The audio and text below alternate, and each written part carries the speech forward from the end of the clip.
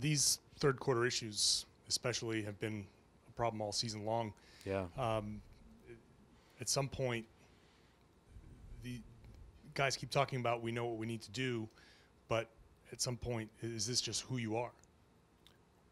Well, if it is, we won't last long.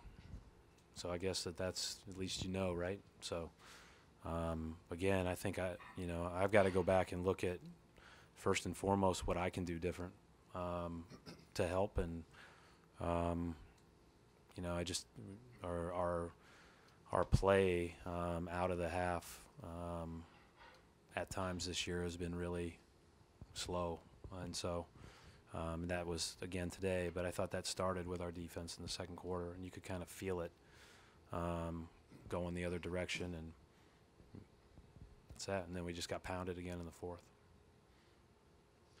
Brett, you talked a little before the game how you think teams can be dangerous in these situations. Doc said before the game, he goes, "Look, we haven't installed anything. We're just going to kind of do what we can with this group that can."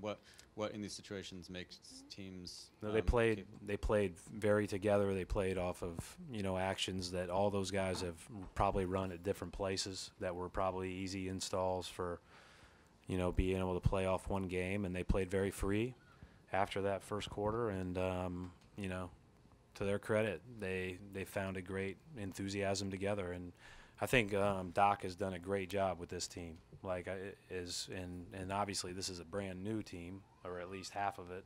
But this whole year they've played with such great teamness and resolve. And you don't come back from 20-point deficits if you don't really like each other and really pull for each other. And I think that those guys show that night after night. It's a real credit to him and his staff and all those players that are there and aren't there. Yeah, Coach, you worry about a trend after you lose a game like you did Thursday and a game like this? Yeah, I think these things, every year your trends change as the year goes on, both good and bad. But it is disappointing to have 20-point leads in consecutive games and lose. That's for sure. And again, I think that I need to look at myself first and figure out what I can do to help that not happen. If that means we need to play different rotations, call different things, start differently in quarters than we are, whatever the case may be, there's an answer out there and we have to find it. Brad, it seemed to be once the Clippers got within 10, it seemed like you guys started pressing hero ball.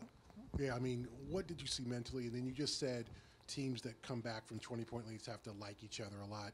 Do you think your team likes each other? Yeah, I mean, we've done that for the last 2 years. I feel like that's been a good thing of our team, but that was a notice of their personnel and their group.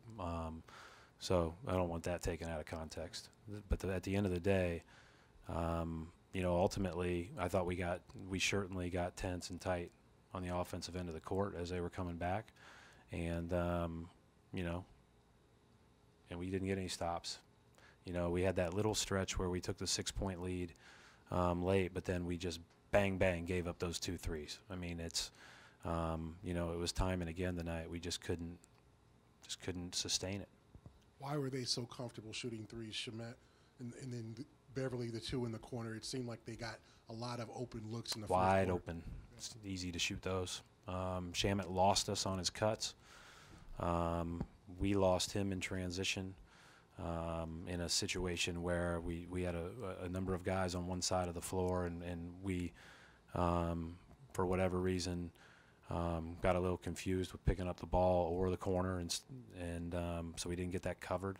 And then Beverly's was good kickouts by Harrell when we were paying a lot of attention to Williams off the pick and roll, which, pick your poison. You don't pay attention to Williams off the pick and roll, you're probably screwed. So, at that point in time, you're in a bad position because of the position that we put ourselves in by not scoring the ball and by not guarding in the second and third quarter. Brad, on some of those threes in the fourth quarter, it seemed like there were plays where one guy was responsible for 2 guys on the same side in transition, or was trying to jump over a screen while someone was cutting. Do you generally want them to try to go under those screens or take the closest guy to the ball and try to be more conservative with it? Without getting too far into our rules of how we want to play, I think everybody wants to be attached to shooters in the league. So when you get too far behind, the rest of the team has to make up for that, whether it's in transition or whether it's off in action. Brad, in the third quarter, I wonder if you could take us inside your strategic decision to not call a timeout when they were making their huge run. I called one early, right? When did it was early, somewhere in the 20-point. You were still up 20 or 17. I think we were up or 16. Like that? I think we were up 16, and we ended the quarter up 5. Yeah. Yeah, it's a good question. Maybe I should have at 8 or 10. My error is always on the side of letting us play through it and having to find ways so that you can save those going into the fourth. But, ultimately, as I reflect back, maybe that's one of the things that I need to do different with this group. Maybe that'll help.